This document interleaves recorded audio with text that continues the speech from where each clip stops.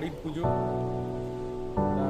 স্বাভাবিকভাবে আমরা বাড়ির সবাই আত্মীয় স্বজন এবং আমাদের সংগঠনেরও কিছু নেতৃত্বকে আমন্ত্রণ করেছি পুজো উপলক্ষে এবং বন্ধুবান্ধব প্রতিবেশী সবাইকে বলা হয়েছে।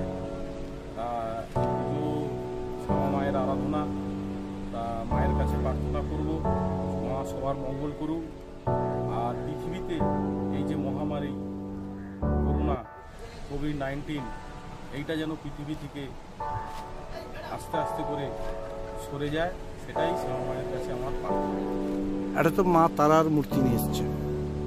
হ্যাঁ, মা তারা। আপনার নাম?